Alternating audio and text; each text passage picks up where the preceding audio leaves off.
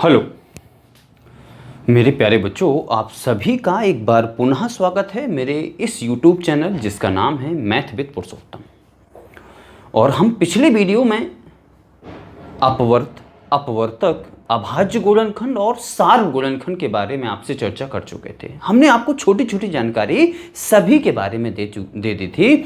आज हम विस्तृत जानकारी लेने वाले हैं। किसके बारे में? अपवर्तक के बारे में। इसका दूसरा नाम क्या है? गुणनखंड। इंग्लिश नाम क्या है? फैक्टर। ध्यान रखना प्यारे बच्चों, मैथमेटिकल नेम क्या होता है? अपवर्तक होता है इसका।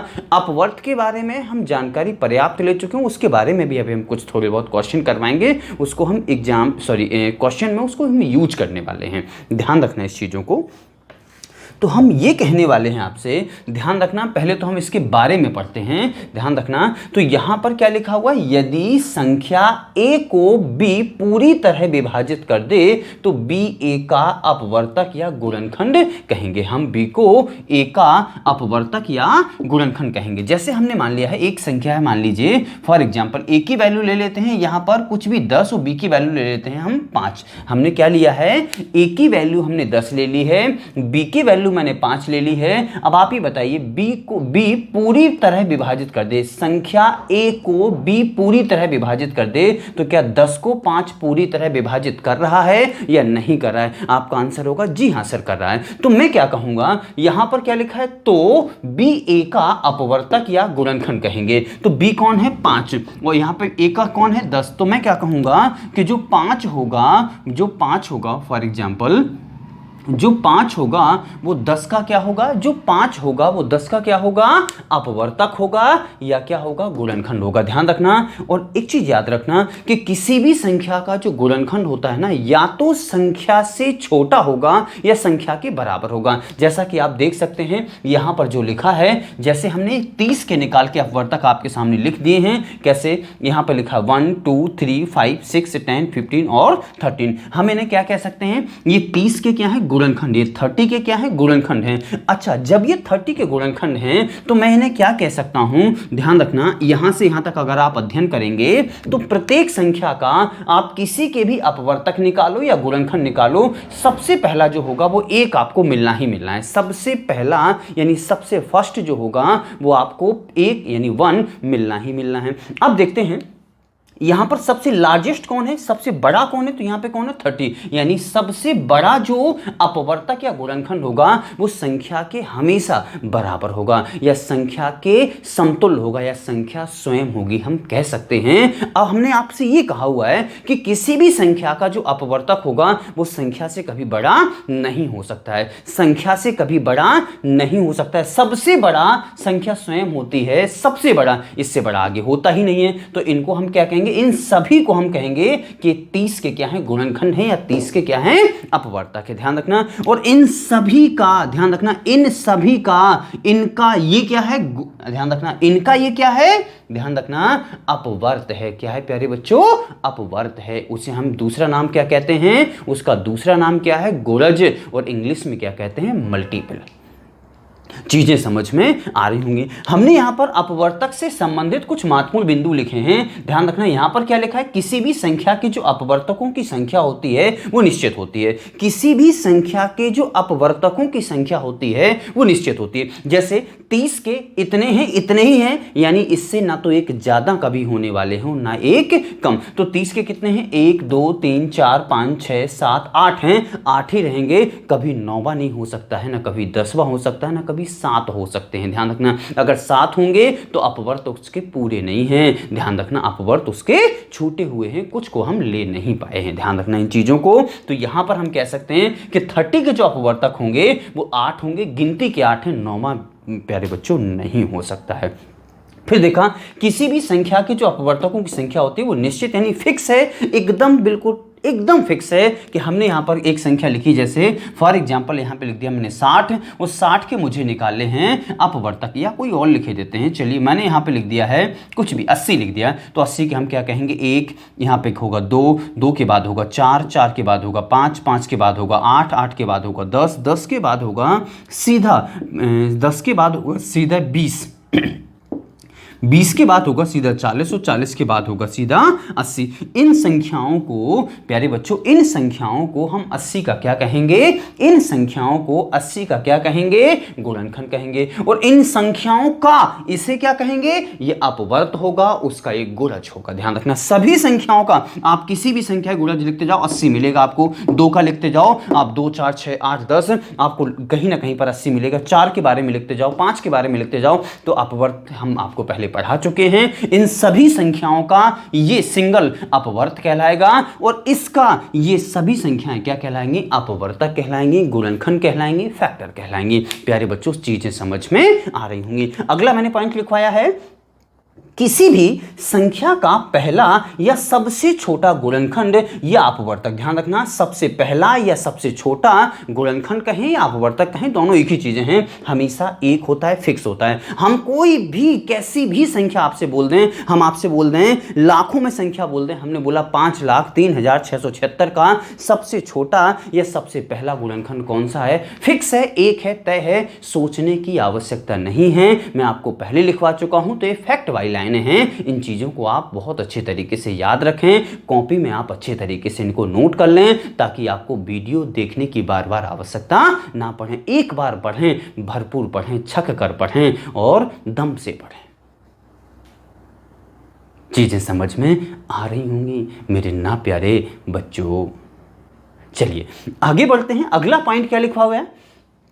किसी भी संख्या का अंतिम या सबसे बड़ा गुणनखंड। ध्यान रखना, किसी भी संख्या का अंतिम हो या सबसे बड़ा हो गुणनखंड हमेशा संख्या होती है, संख्या स्वयं होती है। ध्यान रखना। अब मैंने फिर से आपसे कहा, एक एग्जांपल कह दिया, हमने लिख दिया यहां पर कि हमने लिखा यहां पर कि 73 लाख और यहाँ पे लिख दिया 73,48,576। ये लिखा है, इतनी बड़ी संख्या लिख दी। अब इसके बारे में आप सोचते रहोगे, हमने इतनी बड़ी संख्या लिख दी 73,48,576 का सबसे बड़ा गुणनखंड का सबसे बड़ा अपवर्तक या सबसे मैक्सिमम वाला या सबसे लार्जेस्ट अपवर्तक कौन होगा? प्यारे बच्चों, सोचने की आवश्यकता नहीं है। क्यों नहीं है? क्योंकि हम आपको बता चुके हैं कि इसका जो सबसे बड़ा होगा ये स्वयं होगी, और इसका जो छोटा होगा वो एक होगा, वो जो सबसे बड़ा होगा वो 73,48,576 स्वयं होगी। चीजें प्यारे बच्चों आपको समझ में आ रही होंगी। अब बढ़ते हैं आगे। आगे हम क्या पढ़ाने वाले हैं इन चीजों के बारे में, तो हम आपको एक चीज समझाने वाले हैं। हमने आपको कल बहुत सारे क्वेश्चन शायद मैंने आपको लिख रखे थे, अब इन चीजों को हम मिटा रहे हैं। जो कुछ भी नोट्स में आपको नोट करना हो, स्क्रीनशॉट लेना हो, आप ले सकते हैं। फिलहाल इन चीजों को हम मिटाते हैं। अब हम यहाँ पर एक क्वेश्चन लिख रहे हैं। अब देखना कितने सारे आपको क्वेश्चन के जवाब देने हैं, ध्यान रखना इन चीजों को। तो हम यहाँ पर एक क्वेश्चन लिख रहे हैं, ध्यान रखना। हमने आपको कल भी क्वेश्चन लिखे हुए थे। चलिए यही संख्या ले लेते हैं। जैसे कि हमने ये संख्या ले ली है, तो हमने यहाँ पे लिखा है 30 के सभी कुल गुणनखंड, 30 के 30 के कुल गुणनखंड। एक प्रश्न बना लिया। दूसरा बना लिया 30 के सम गुणनखंड। कितने होंगे आपको बताना है। सम गुणनखंड 30 के विषम गुणनखंड। ध्यान रखना प्यारे बच्चों, कंफ्यूज थोड़ा सा स्थिति ज़्यादा होगी, लेकिन अब कंफ्यूज होना नहीं है। हम आपको अंत में एक एक लाइन के सारे क्वेश्चन, जैसा कि मैंने पिछले वीडियो में कहा था कि सभी क्वेश्चनों का एक एक लाइन का हम आंसर छोड़ के जाएंगे। ध्यान रखना, तो आज वो समय है, एक एक लाइन का क्वेश्चन हम आपको बना के छोड़ रहे हैं। ध्यान रखना, सॉरी, आंसर बना के छोड़ रहे हैं। फिर हमने लिखा यहाँ पे कि 30 के सभी गुणनखंडों का योग। अगला लिखा हमने 30 के सभी सम गुणनखंडों का योग। अगला लिखा सेम क्वेश्चन 30 के सभी सम की जगह क्या आ जाएगा? केवल विषम आ जाएगा, विषम गुणनखंडों और का योग। ध्यान रखना, इतने प्रश्नों के जवाब हमें देने हैं। तो सबसे पहले ध्यान रखना, ये जो मैंने आपको देसी तरीका बताया है या देसी हमने आपको इनपुट आउटपुट मेथड जो बताया है, कैसे इनपुट आउटपुट ये कैसे हमने निकाले हैं, तो इन चीजों के बारे में एक बार और देख लेते हैं। ध्यान थी, हमने अभी आपसे कहा था कि जो आप इनपुट आउटपुट मेथड से आप गुणनखंड निकाल रहे हैं, चलिए हमने एक संख्या ले ली है, हम उसके आपको एक बार फिर से निकाल करके दिखाई देते हैं। हमने 120 एक संख्या ली है, हमने इसके आपको गुणनखंड करके बता रहे हैं। तो सबसे पहले इसमें 1 का भाग देना चालू करना है। कितनी बार जाएगा? 120 बार। 2 का भाग दिया 60 बार, 3 का भाग दिया 40 बार, 4 का भाग दिया 30 बार, इसके बाद 5 का भाग दिया तो 24 बार, इसके बाद 6 का भाग दिया, 6 का भाग इसमें कितनी बार जाएगा? 6 का भाग 20 बार चला जाएगा, 6 का भाग 20 बार। इसके बाद 8 का कितनी बार चला जाएगा? 15 बार। इसके बाद 8 के बाद कौन सी संख्या आएगी? 8 के बाद कौन सी संख्या आएगी? 10। 10 का कितनी बार चला जाएगा? 12 बार। इन संख्याओं को प्यारे बच्चों, इन संख्याओं को हम 120 का क्या कहेंगे? गुणनखंड कहेंगे। इससे आप बिल्कुल सारे के सारे गुणनखंड हमारे सामने आ चुके हैं। ध्यान रखना, अब इनके जो भी मुझे जवाब देना होगा यहां से उठा उठा करके हम सभी के जवाब बिल्कुल एक एक करके उठा करके दे देंगे। हमारे पास आप इनके जवाब दे दें या इनके जवाब दे दें। तो यहां पर 30 को मैंने यूज किया है, तो चलिए इस क्वेश्चन के बारे में, ये 30 गुणनखंड हमारे पास लिखे हैं। तो सबसे पहला क्वेश्चन प्यारे बच्चों हमारे पास ये था, हमारे लिए ये था कि 30 के कुल गुणनखंड तो कितने हैं? 1 2 3 4 5 6 7 8। 30 के कुल गुणनखंड कितने हो जाएंगे प्यारे बच्चों? 8 हो जाएंगे। 30 के 30 के कुल गुणनखंड हमारे पास कितने हो जाएंगे? 8 हो जाएंगे। फिर उसने पूछा 30 के सम गुणनखंड, तो सम को काउंट करना है। जो सम संख्या है केवल ये सम है, ये सम है, ये सम है, इसके बाद ये सम है। तो एक ये हो जाएगा, दूसरा ये हो जाएगा, तीसरा ये हो जाएगा और चौथा ये हो जाएगा। तो सम गुणनखंड कितने हो जाएंगे प्यारे बच्चों? 4 हो जाएंगे। इसके बाद 30 के विषम गुणनखंड, तो विषम गुणनखंड कौन कौन होंगे प्यारे बच्चों? एक 15 होगा, एक 5 होगा, एक 3 होगा और एक 1 होगा। तो हम क्या लिख सकते हैं? विषम गुणनखंडों की संख्या कितनी हो जाएगी?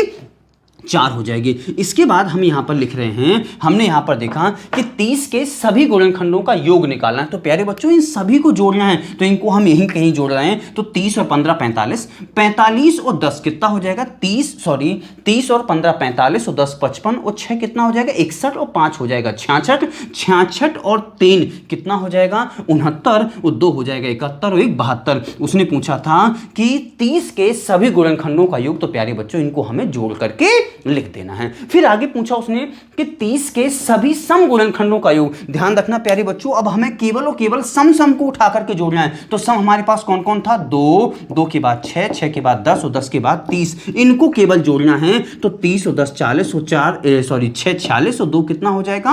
48। प्यारे बच्चों क्या समझ पाए हो? क्या इस चीज को समझ पाए हो ना? चलो आगे बढ़ते हैं। 30 के सभी विषम गुणनखंडों का योग, तो हमें इसमें से केवल विषम उठाने हैं। तो विषम कौन है इसमें? 1 के बाद 3 के बाद 5 और 5 के बाद कौन है? 15। इनको हमने जोड़ा तो 15 5 20 और 20 और 3 कितना हो जाएगा? 23 और 1 कितना हो जाएगा? 24। तो हमने इनका योग कितना लिख दिया है? 24। अब इन दोनों को अगर जोड़ के देखें तो ये आ जाना चाहिए। क्यों? क्योंकि ये सभी का योग है। ये प्यारे बच्चों सभी का योग है, ये सम का है विषम का है। तो सम और विषम अगर दोनों को जोड़ दें तो सभी का योग आ जाएगा। तो 48 और 24 72 है। आंसर की चेकिंग हो गई है, यानी हमें घबराने की कोई आवश्यकता नहीं है। चीजें समझ में आ रही होंगी, मुझे पूरा विश्वास है। नहीं आ रही हूं तो मुझे एक बार कमेंट में जरूर बताना सर कितनी समझ में आ रही है। चलिए आगे चलते हैं। अब हम वो मेथड अपनाना चाहते हैं। ध्यान रखना, मेथड नंबर 1 से हम ये चीजें कर चुके हैं। अब हम बताना चाहते हैं आपको मेथड नंबर 2 से ये सारी चीजें निकालना। ध्यान रखना, अब हम इन सब चीजों को आपको ये पता होना चाहिए। हम लगा रहे हैं मेथड नंबर 2, मेथड नंबर 2। ध्यान रखना, हमारे पास एक एग्जाम्पल हमने 30 को लिया है। 30 के बारे में हमने सारे आंसर ये निकाले हैं और 30 के हम दूसरी तरीके से आंसर निकाल रहे हैं। तो हमने यहां पर लिखा 30। ध्यान रखना प्यारे बच्चों, अच्छा एक चीज आपने नोटिस की होगी, ध्यान रखना, जब हम इस तरीके से इनके गुणनखंड निकालते हैं तो सबसे पहले गुणनखंड आते हैं, बाद में उनकी संख्या आती है, बाद में उनको हम काउंट करके उस संख्या निकालते हैं। हमने पहले ये सारे लिख लिए थे, इसके बाद ही तो हमने काउंट किए थे कि ये 8 हैं। समझ रहे हैं ना हम क्या कह रहे हैं? दूसरे मेथड में आप देखेंगे, ध्यान रखना, हमने आपको क्या बताया था, मेथड नंबर 2 ये कहता है अगर इसके गुणनखंड निकालना है तो उससे पहले इसके अभाज्य गुणनखंड निकालो। तो अभाज्य गुणनखंड हमने यहां पर निकाली, 30 में 2 का भाग दिया 15, 3 का भाग दिया 5 और 5 का भाग दिया तो 1। चीजें समझ में बहुत अच्छे से आ रही होंगी। आगे हमने देखा, अब इनको हमने लिखा 30 को 2 गुणा में 3 गुणा में 5 ये लिख लिया और सभी की पावर हमने यहां पे लगा दी। ध्यान रखना, सभी की पावर हमने यहां लगा दी है। अब देखना है हमें सभी का क्या निकालना है, सभी गुणनखंड निकालने हैं। तो सबसे पहले हमने देखा यहां पे देखा हमने आपको निकालने हैं कुल गुणनखंड, इनकी संख्या निकालने हैं, 30 के कुल गुणनखंड निकालने। तो प्यारे बच्चों हमने आपको ये बताया था आधारों से कोई मतलब नहीं होता है, आधारों से कोई मतलब नहीं होता। जो घातें लगी होती हैं एक एक जोड़ दिया जाता है, अपने मन से एक जोड़ दिया जाता है। तो एक यहां घात है तो 2 यहां, एक यहां घात है तो 2 यहां, एक यहां घात है तो 2 यहां, और इन सभी का गुणा कर दो तो 2 दूनी 4 दूनी 8। कुल गुणनखंडों की संख्या प्यारे बच्चों 8 आ चुकी है। कुल गुणनखंडों की संख्या प्यारे बच्चों 8 आ चुकी है।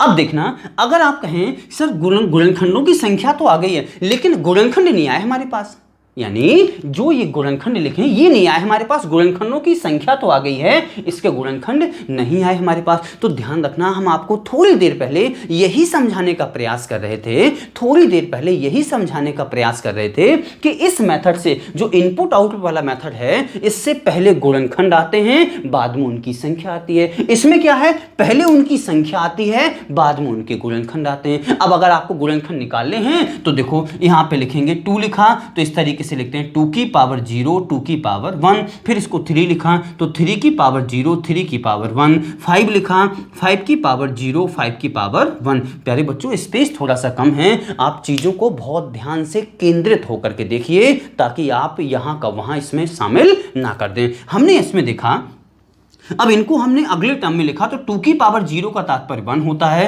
2 की पावर 1 2 ही होता है, 3 की पावर 0 1 होता है, 3 की पावर 1 3 होता है, 5 की पावर 0 1 होता है, 5 की पावर 1 5 होता है। हम आपको ये चीजें पहले बता चुके हैं कि किसी भी संख्या की पावर 0 होने पर उसका मान 1 हो जाता है, वो संख्या चर राशि में हो या अचर राशि में हो। हमने यहाँ पे लगा दिया y की पावर 0, इसका भी मान 1 होगा। किसी संख्या की पावर 0 लगा दें या किसी चर अचर राशि की पावर 0 लगा दें, हमेशा उसका मान 1 हो जाता है। ध्यान रखना इन चीजों को। हमने फिर देखा इसके आगे, तो हमें अब यहां से क्या करना है, प्रत्येक संख्या का प्रत्येक संख्या में गुणा करना है। अब आप कहोगे सर इसका इसमें करेंगे तो 1, इसका इसमें करोगे तो 1 और इसका इसमें करेंगे तो 1, बिल्कुल 1 आएगा, लेकिन 1 को आपको एक ही बार काउंट करना है। ध्यान रखना, 1 को एक ही बार काउंट करना है। तो हमने यहां पे किया 2 का किया 1 में, सॉरी 1 का 1 में किया तो 1 आ जाएगा, फिर 2 का 1 में किया तो 2 आ जाएगा, फिर इसके बाद 1 का 1 में किया तो फिर 1 आ जाएगा जो कि हम लिख चुके हैं। 2 का हमने किया 1 में तो 2 आ गया, फिर हम लिख चुके हैं। 2 का हमने 5 में किया तो कितना आ जाएगा, 2 का 5 में किया तो कितना आ जाएगा, 10 आ जाएगा। इसके बाद में 2 का हमने 3 में किया तो 6 आ जाएगा। इसके बाद 2 का हमने 5 में हम कर चुके, 5 का करो 3 में तो कितना आ जाएगा, 15 आ जाएगा। इसके बाद हमने और किसी में करना है, एक सेकंड, अभी थोड़ा सा कंफ्यूज होने की आवश्यकता नहीं है। ध्यान रखना, चीजें थोड़ा सा हमने आपको ये बताया था कि प्रत्येक संख्या का प्रत्येक संख्या में गुणा करना है। तो ध्यान रखना, किन किन को हम ले चुके हैं और किन किन को लेना बाकी रह गया है, उन चीजों को हमें थोड़े देखने की आवश्यकता होगी। तो हमने यहाँ पे देखा कि 1 को हम ले चुके हैं। चलिए, अब 3 का गुणा हमने 1 में किया तो 3 भी आ जाएगा। 5 का गुणा हमने इस 1 में कर लो चाहे इस 1 में कर लो, ध्यान रखना एक ही बार लेना है 5। ध्यान रखना, यहां करोगे तो 5 आएगा, यहां करोगे तो 5 आएगा।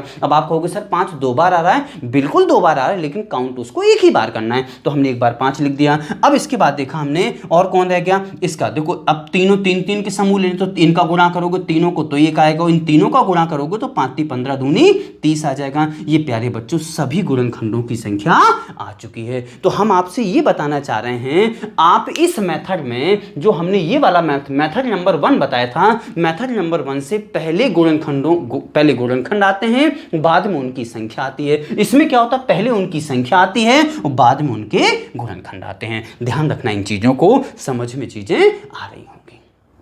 अब हमने देखा तो हमारे पास गुणनखंड आ चुके हैं। अब हमारे पास अगला प्रश्न क्या था, उस चीज पर हम चलते हैं। इस चीज को हमने मिटा दिया है। आपको स्क्रीनशॉट वगैरह जो भी लेना हो थोड़ा सा रिवाइज करके हल्का सा पीछे जाएं, आप उसका स्क्रीनशॉट ले सकते हैं। अब हमारे पास क्या है, 30 के सभी सम गुणनखंड बताने। 30 के गुणनखंड यानी सम गुणनखंड कितने हैं। तो प्यारे बच्चों हमारे पास जो हमने यहाँ गुणनखंड करके रखे थे, तो ध्यान रखना जब आपको कुल निकालने हैं, इस चीज को हम मिटा देते हैं, थोड़ा सा स्पेस हमारे पास आ जाए। जब हमें कुल निकालने हैं तो कुल निकालने के लिए हमने क्या किया था कि एक में एक जोड़ा था 2, एक में एक जोड़ा था 2, एक में एक जोड़ा था 2, वो सभी का आंसर कितना आ गया था प्यारे बच्चों, 8 आ गया था।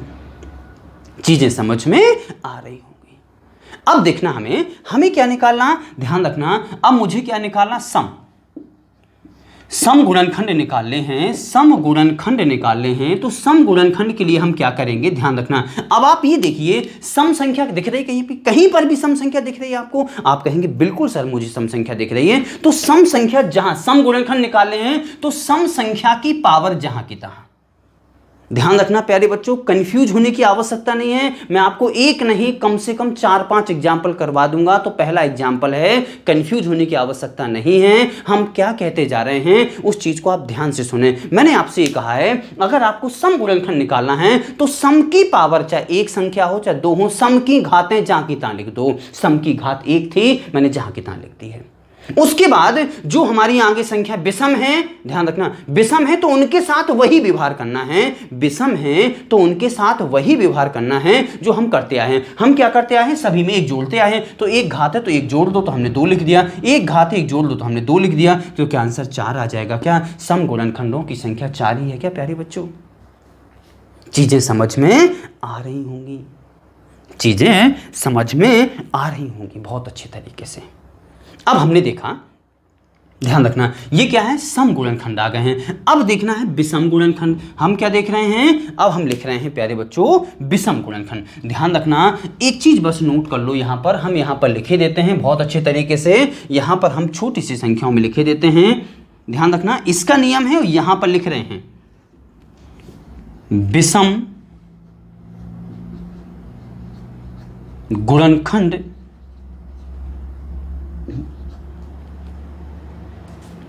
या विषम गुणनखंडों का योग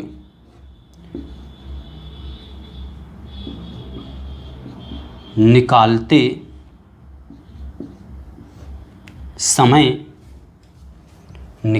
समय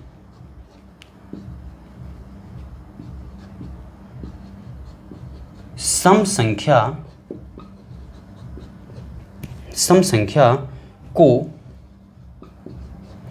ना होने के बराबर मान लेते हैं। ना होने के बराबर प्यारे बच्चों स्क्रीन पे आ तो रही ना चीजें सारी, ना होने के बराबर मान लेते हैं। यहां लिखे देते हैं हम, यहाँ पर कहीं चीज़ों को अच्छे तरीके से इनको लिखे देते हैं। एक तो गर्मी बहुत लग रही है, चलें तो देख लें इस चीज़ को एक बार अच्छी तरीके से अध्ययन कर लें। जो मैंने यहाँ पे नीचे लिखा हुआ है, मैंने क्या लिखा हुआ है, इन चीज़ों को बहुत अच्छी तरीके से देख लें। हमने ये लिखा है कि विषम गुणनखंड निकालना हो या विषम गुणनखंडों का योग। देखो एक प्रश्न ये है वो एक प्रश्न प्यारे बच्चों ये है, इन दोनों की संख्या की बात कर रहे हैं। विषम गुणनखंडों की संख्या निकालना हो या विषम गुणनखंडों का योग निकालना हो, वहां पर जो सम संख्या है ना, जो सम गुणनखंड है ना, वो आपके लिए ना होने के बराबर है। आपको उसको देखना ही नहीं कि वो है भी या ना भी है, यानी आपको उसको देखना भी नहीं है। हम क्या कह रहे हैं, आप एक बार अच्छे तरीके से इसको पढ़ लीजिए कि विषम गुणनखंड या विषम गुणनखंडों का योग निकालते समय सम संख्या को ना होने के बराबर मान लेते हैं। ध्यान रखना इन चीजों को। अगर हमारे पास थोड़ा सा स्पेस बचेगा, मैं यहाँ पे कहीं उस चीज को अच्छे तरीके से, प्यारे बच्चों आपसे हम फिर भी कहते जा रहे हैं कि पेन कॉपी लेकर बैठा करो और इन चीजों को जो हम बोलते जाते हैं एक एक चीज को अपने कॉपी में नोट करते जाया करो। तो आप देख रहे हैं अब हम निकाल रहे हैं विषम गुणनखंडों की संख्या। क्या निकाल रहे हैं प्यारे बच्चों, विषम गुणनखंडों की संख्या निकाल रहे हैं। विषम गुणनखंडों की संख्या निकाल रहे हैं। तो विषम गुणनखंड, ध्यान रखना मैंने आपसे क्या कहा हुआ है, मैंने आपसे क्या कहा, सम को ना होने के बराबर। इसमें सम कोई है, सम कोई है क्या? आप कहेंगे सर ये सम है, ये आपके लिए ना होने के बराबर है। बाकी जो बचे हैं आपको उनके साथ वही व्यवहार करना है, बाकी वही व्यवहार करना है। यानी x की पावर 1 है तो 2 लगा दिया, इसकी पावर 1 है तो 2 लगा देंगे, और 2 दूनी 4। प्यारे बच्चों, सम गुणनखंडों की संख्या 4, विषम गुणनखंडों की संख्या 4। आप यहां से ये 3 आंसर तो मिला सकते हैं, बाकी ये 3 आंसर और हम आपको निकाल के बता रहे हैं। चीजें समझ में आ रही होंगी। अब आगे चल के देखते हैं, हम अगला क्वेश्चन लिख रहे हैं, सॉरी अब इन 3 चीजों को और निकाल के बता रहे हैं। तो प्यारे बच्चों, इन चीजों को हम मिटा रहे हैं क्योंकि हमारे पास स्पेस की स्पेस हमारे पास कम है और स्पेस की आवश्यकता है, इसलिए हम इन चीजों को मिटा रहे हैं। तो हमने यहाँ पर इस रूल को प्यारे बच्चों अच्छी तरीके से लिख लेना, जो हमने यहाँ पर नीचे लिखा हुआ है। अब हम इन चीजों को इसलिए मिटा रहे हैं क्योंकि अभी आंसर मुझे मैच करवाने हैं। हम इन 3 के आंसर मैच करवा चुके हैं और बाकी अभी 3 के आंसर मैच करवाने, 72, 48, 24 इनके आंसर मैच करवाने अभी बाकी हैं। प्यारे बच्चों, देखते रहिएगा लास्ट तक, एक एक लाइन का आपको क्वेश्चन बना के छोड़ेंगे। ध्यान रखना। अब हम क्या बता रहे हैं, हमने यहां पे लिखा कोई एक संख्या, चलिए 30 लिखा ना, तो हम इसी के बारे में चर्चा कर रहे थे। तो 2 × 3 × 5 और यहां पे लिखा है 1 और यहां पे लिखा 1 और यहां पे लिखा है प्यारे बच्चों 1। ध्यान रखना इन चीजों को। अब मुझे क्या करना है, हमें क्या निकालना है, सभी गुणनखंडों का योग निकालना है, सभी का योग निकालना है। तो सभी का योग निकालने के लिए प्यारे बच्चों हमें वही काम करना है। देखिए क्या काम करना है, योग निकालते समय आप ये 2 लिखाना, इसको शुरू हो जाए तो 2 की पावर 0 प्लस 2 की पावर 1, फिर गुणा 3 लिखा तो 3 की पावर 0 प्लस, ध्यान रखना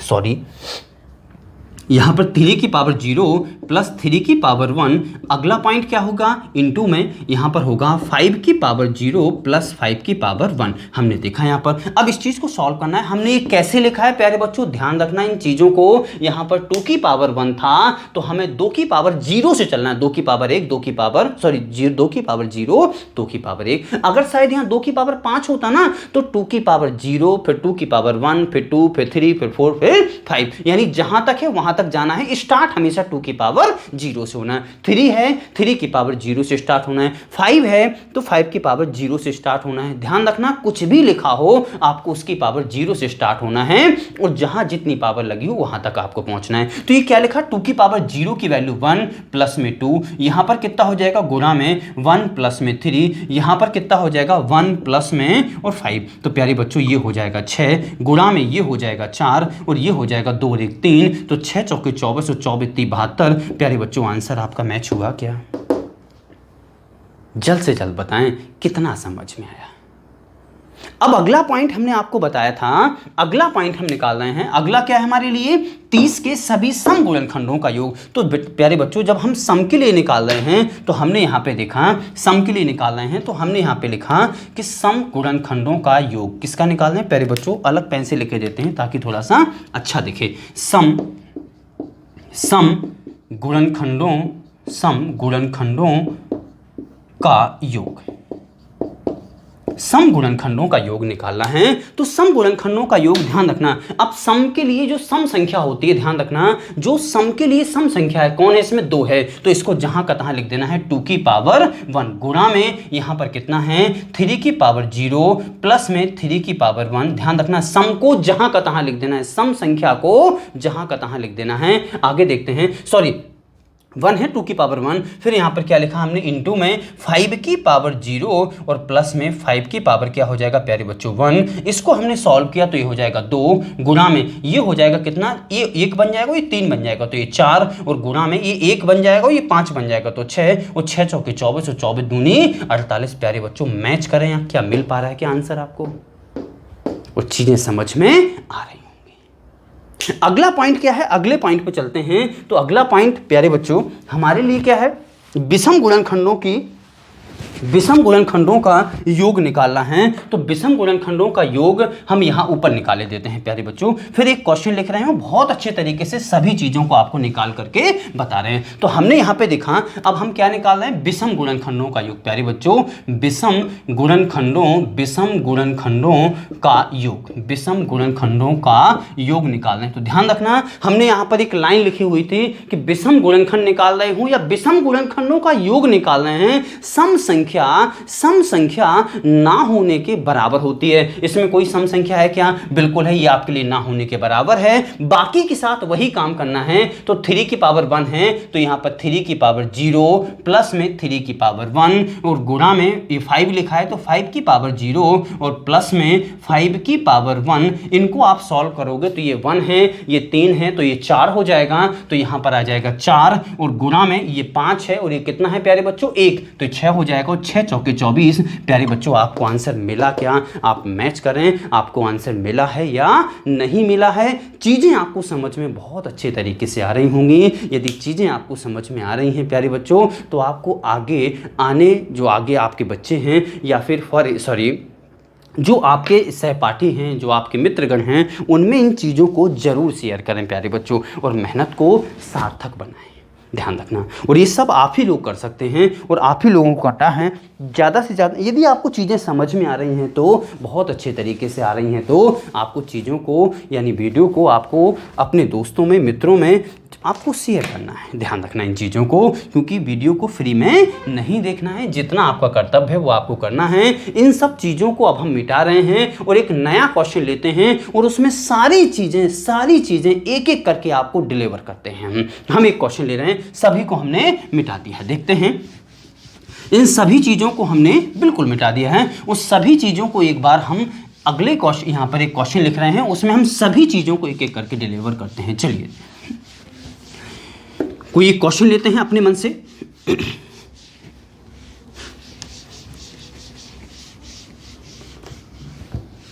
चलिए एक क्वेश्चन हमने लिखा, कोई भी संख्या 88, ये लिख लिया। वही सारे क्वेश्चन हैं, वही सारे हमारे पास क्वेश्चन क्या हैं? सभी गुणनखंड यानी कुल गुणनखंड भी निकाल लें इसके, कुल गुणनखंड। ध्यान रखना अगला प्रश्न क्या होगा? सम गुणनखंड। अगला क्या होगा? विषम गुणनखंड। अगला क्या होगा? सम गुणनखंडों का योग। सम गुणनखंडों, सभी लिखे देते हैं यहां, सभी गुणनखंडों का योग। अगला क्या है? सम गुणनखंडों का योग, सम गुणनखंडों का योग। अगला क्या है? विषम गुणनखंडों का योग, विषम गुणनखंडों का योग। प्यारे बच्चों ये 6 प्रश्न बनते हैं, वो 6 के 6 हमने आपके सामने छाप दिए हैं और एक एक करके सभी का आंसर निकाल के बताते हैं। ध्यान रखना, आप जिस मेथड से करना चाहते हैं आप उस मेथड से करें। और मुझे ऐसा विश्वास है कि आप ये वाला मेथड, जैसे हमने यहाँ पे लिखा 1, 1 के बाद 2, 2 के बाद कौन आएगा? 3 नहीं होगा, 4, 4 के बाद 5 नहीं होगा, 6 नहीं होगा, 7 नहीं 8 होगा, 8 के बाद 11 होगा और 11 के बाद कौन होगा प्यारे बच्चों? 22 होगा, 22 के बाद 44 होगा और 44 के बाद 88 होगा। इस तरीके से आप इस क्वेश्चन को करने में पूर्णतः सक्षम हो, मुझे इतना विश्वास है। तो इस क्वेश्चन को हम इस तरीके से, यानी हम जो इनपुट और आउटपुट वाला मेथड यहां से छांट करके इन चीजों को लिखना है, हम ये बिल्कुल नहीं लिखवा रहे हैं, इसको आप करिएगा। जो दूसरा मेथड है, जो सेकंड मेथड मैंने आपको बताया है, मैं उसके तहत आपको इन चीजों को सॉल्व कर पाने की कोशिश कर रहा हूं। समझ में आ रही चीजें, हम क्या पढ़ रहे हैं, हम अब इस क्वेश्चन को किस तरीके से करने वाले हैं, ये चीज़ें समझ में आ रही ना। तो इस क्वेश्चन को हम दूसरे तरीके से करते हैं। चलिए, हमने यहाँ पर इसके गुणनखंड किए तो आप ये कहेंगे सर कि 2 की पावर 2 इंटू 2 इंटू 2 इंटू में 11, यानी 11 दूनी 22 दूनी 44 दूनी 88। अभाज्य गुणनखंड निकालिए, घातों को ट्रांसफर में किया, 2 की पावर 3 गुणा में 11। हमने इस तरीके से इन चीज़ों को लिख लिया है। अब हमने देखा मुझे क्या निकालना है, कुल गुणनखंड। कुल गुणनखंड निकालने के लिए हमने आपको बताया था घातों में एक एक जोड़ दें। इसकी घात 3 है, 4 लिख दें। इसकी घात 1 है, 2 लिख दें और दोनों का गुणा करवा दें। क्या प्यारे बच्चों, इनकी संख्या, कुल गुणनखंडों की संख्या 8 है। गिन कर देख लें, 1 2 3 4 5 6 7 8 ही है क्या?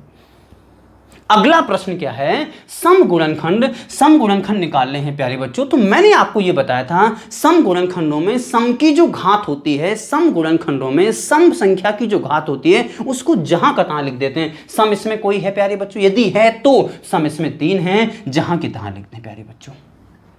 और विषम के साथ वही व्यवहार करना। वही व्यवहार का तात्पर्य यानी एक उसमें जोड़ना है। एक है यहाँ पर और एक इसमें जोड़ोगे कितना हो जाएगा 2 और 3 दूनी कितना हो जाएगा 6। प्यारे बच्चों सम गुणनखंड 6 होंगे। गिन के देखें आप 1 2 3 4 5 6 गिन के देख लें आप 6 है या नहीं है?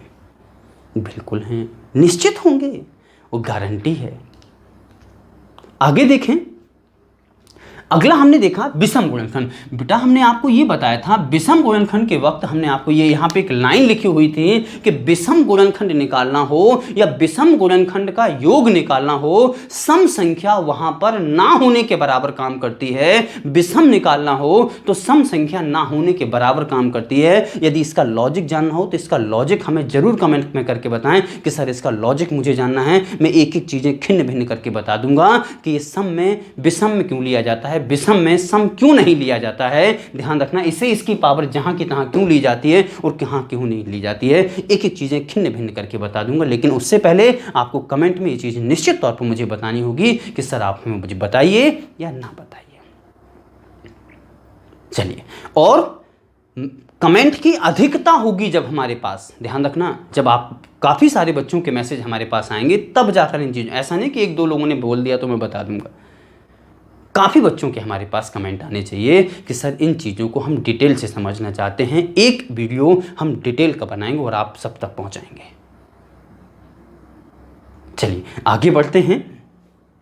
अब हमें देखना है विषम गुणनखंड। तो विषम के बारे में हमने आपको बताया था सम ना होने के बराबर है, तो सम ये है, ना होने के बराबर इसको छुपा लीजिए। अब बाकी के साथ आपको वही व्यवहार करना है। तो बाकी कौन है यहाँ पर 11, 11 की पावर कितनी 1, और हमने आपको क्या बताया था 1 में आपको 1 जोड़ देना है तो कितना हो जाएगा 2। प्यारे बच्चों विषम गुणनखंड केवल 2 होंगे, एक ये है और दूसरा ये है, तीसरा नहीं है। देखो अच्छे से चीजें समझ में आ रही होंगी। आगे देखते हैं, अगला प्रश्न क्या है हमारे पास, सभी गुणनखंडों का योग। अब प्यारे बच्चों सभी गुणनखंडों का योग निकला है तो यहां पर लिखा है 2 की पावर 3। अब किस तरीके से चलना है, तो 2 की पावर 0 प्लस 2 की पावर 1 प्लस 2 की पावर 2 2 की पावर 2 और प्लस 2 की पावर 3। मैक्सिमम पावर 3 है, 3 तक चलना है। फिर यहां पे लिखा हमने गुणा, यहां 11 की पावर 1 है तो 11 की पावर 0 और प्लस में कितना हो जाएगा प्यारे बच्चों 11 की पावर 1। हमने इन चीजों को सॉल्व किया तो इनको देखते हैं, ये कितना हो जाएगा, ये तो ही हो जाएगा 1 प्लस में ये हो जाएगा 2 प्लस में ये 4 हो जाएगा, ये 2 की पावर 3 8 हो जाएगा और यहां पर कितना हो जाएगा, ये 1 हो जाएगा और ये 11 हो जाएगा। इनको हमने जोड़ा तो 11 और 1 कितना हो जाएगा 12, गुणा में 8 और 4 12, 12 और 2 14 और 1 15 और 15 गुणा 12 क्या प्यारे बच्चों 180 आंसर होगा क्या। इनको आप जोड़ करके देख लें, गारंटी होगी 180 आएगा। चलिए जोड़ के देखते हैं। तो हमने इनको जोड़ के देखा तो 2 और 1 3, 3 और 4 7 और 7 और 8 15, 15 और 11 कितना होता है प्यारे बच्चों 26, 26 ही हो गया। 26 और 44, 26 और 44। ध्यान रखना इसमें डायरेक्ट हमने इसको जोड़ लिया, 26 और 44 कितना हो जाएगा 70 और 22 और जोड़ना है और 88 और जोड़ना है। इनको जोड़ा हमने तो 8 और 2 10 का 0 हासिल आ जाएगी 1, कितना हो जाएगा 8 और 8 16, 16 और 2 कितना हो जाएगा 18। प्यारे बच्चों 180 आया क्या, मिला सकते हैं आप। चीजें समझ में बहुत अच्छे से आ रही होंगी, मुझे इतना विश्वास है। प्यारे बच्चों पर भी विश्वास है और ना प्यारे बच्चों पर भी विश्वास है। मेरी ऐसी हैबिट है प्यारे बच्चों, मैं बोलता रहता हूँ प्यारे ना प्यारे, आप ऑफकोर्स बहुत प्यारे होंगे। चलिए आप ये ना सोचना कि सर हम वीडियो देख रहे हो, पहली वीडियो आप कोई देखने आए हो वो कहीं सर ना प्यारे बच्चों। ना प्यारे बच्चों का मतलब आप समझते होंगे बहुत प्यारे हैं आप। आगे हमने देखा, अब हमें क्या देखना है, सम गुणनखंडों का योग निकालना है प्यारे बच्चों। तो सम गुणनखंडों का योग हम कैसे निकालते हैं, तो इस चीज को हम केवल मिटा रहे हैं। तो सम गुणनखंडों का योग कैसे निकालते हैं, मैंने आपको यह बताया था कि सम गुणनखंडों में आपको क्या करना है। यहां पर क्या लिखा है हमने 2 की पावर जो 3 लिखा है, ध्यान रखना सम में आपको 0 को नहीं लेना पड़ता है, बाकी आपको 1 से चालू होना है। तो हमने यहां पर क्या लिखा 2 की पावर 1, 2 की पावर 2, 2 की पावर 3 और यहां पर इसके साथ वैसा ही व्यवहार करना है। 11 11 की पावर 0 और प्लस में 11 की पावर 1। यहाँ पर जोड़ा तो 2 की पावर 1 2 हो जाएगा, यहाँ पर कितना हो जाएगा 4 हो जाएगा, ये हो जाएगा 8, यहाँ पर कितना हो जाएगा ये 1 और यहाँ से 11, तो 11 और 1 कितना हो जाएगा 12 और गुणा में 8 और 4 12 और 14, तो 14 गुणा 12, 14 गुणा 12 क्या 168 होता है क्या प्यारे बच्चों? आप गुणा कर लेना, आंसर बिल्कुल आ जाएगा। और अगर आपको आंसर पे विश्वास ना हो, आप सम केवल आप इन दोनों को छोड़ दें, एक इसको और एक इसको जोड़ दें, बाकी सबको जोड़ लें। और वैसे भी आपको पता है कि सभी का 180 और विषम का केवल 11 और 1 12 है, तो आप 180 में से अगर इन 12 को घटा दें, इन दोनों का योग घटा दें, तो बस बाकी सभी का योग बच जाएगा क्या? तो 180 में से 12 घटाओगे 168 बचेगा। चीजें समझ में आ रही होंगी। आगे चलते हैं। अगला क्वेश्चन क्या है हमारे पास? विषम गुणनखंडों का योग। प्यारे बच्चों फिर से आप याद करिए, हमने आपको क्या बताया था कि विषम गुणनखंड निकालते समय सम संख्या को ना होने के बराबर, सम ये है ना होने के बराबर, बाकी के साथ वैसा ही व्यवहार करना है। 11 की पावर 0 प्लस 11 की पावर 1, आगे कोई है नहीं है, तो ये हो जाएगा 1 प्लस में ये हो जाएगा कितना 11 और 11 और 1 12। चीजें प्यारे बच्चों समझ में आ रही हैं या नहीं आ रही हैं? कितनी आ रही हैं कमेंट में जरूर बताइएगा। आज हमने एक क्वेश्चन लिया है जिसके बारे में आपको सारी चीजें आपको करके बता दी हैं, किस तरीके से इन चीजों को सॉल्व करते हैं, किस तरीके से कुल गुणनखंड निकालते हैं, किस तरीके से सम निकालते हैं, किस तरीके से विषम निकालते हैं, किस तरीके से इनका योग, किस तरीके से सम गुणनखंडों का योग, किस तरीके से विषम गुणनखंडों का योग। हमने एक एक करके सभी चीजों को निकाल करके वो समझाने का प्रयास किया है। और मुझे विश्वास है, आशा है, उम्मीद है कि समझ में आया होगा। तो आज के इस वीडियो में इतना ही। मिलते हैं कुछ नई चीज़ों के साथ कल के वीडियो में, अगले वीडियो में। और अगले वीडियो में हम पढ़ने वाले हैं इससे संबंधित ढेर सारे क्वेश्चन, और अभी 2 चीज़ें और रह गई हैं, अभाज्य गुणनखंड और सार्वगुणनखंड। उन 2 चीज़ों को और हमें पढ़ना है, उनके बारे में भी बहुत डिटेल में हम जानकारी लेंगे, एक एक करके जानकारी लेंगे। ध्यान रखना, अभी इसके कम से कम, इससे पहले वाले वीडियो में हमने कहा था कम से कम 2 या 3 वीडियो होंगे, अब मुझे लग रहा है कि कम से कम 2 वीडियो तो हो चुके हैं, और इसके कम से कम 2 वीडियो और मुझे चाहिए, तब जा करके हम चीज़ों को कंप्लीट कर पाएंगे। क्योंकि एक वीडियो में तो केवल क्वेश्चन ही क्वेश्चन करवाने, उन सभी से संबंधित कम से कम 15-20 क्वेश्चन हम आपको बहुत अच्छे तरीके से सॉल्व करवा देंगे। और आजकल में 1-2 दिन में संख्या पद्धति लगभग हम कंप्लीट करवा चुके हैं। संख्या पद्धति के संभवतः आपके पास लगभग 20-22 वीडियो आ चुके होंगे।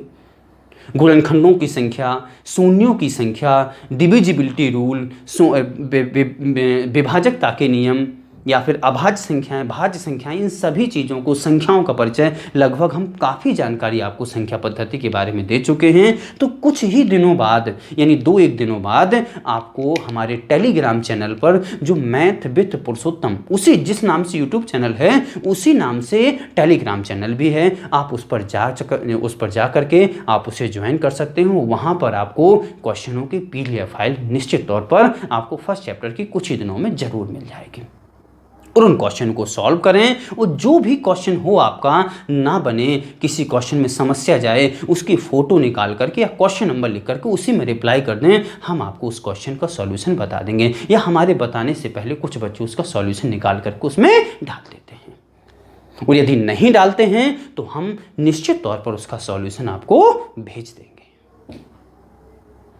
तो कल पढ़ते हैं, बहुत सारी जानकारी को लेकर के हम आपको अभाज्य संख्याओं की संख्या या सार्वगुणनखंडों की संख्या को लेकर के ढेर सारी जानकारी के साथ मिलते हैं अगले वीडियो में। और बेटा हो, सभी से निवेदन है, चैनल को ज़्यादा से ज़्यादा शेयर करें, सब्सक्राइब करें, सहेलियों में बहुत अच्छे तरीके से बांटें, इन चीज़ों को शेयर करें और उन बच्चों तक ज़रूर पहुँचाएँ जो आर्थिक रूप से सक्षम नहीं हैं। उन बच्चों तक ये वीडियो ज़रूर पहुंचाएं। चलिए, तो वीडियो देखने के लिए आप सभी का बहुत बहुत धन्यवाद। मिलते हैं अगले वीडियो में। धन्यवाद।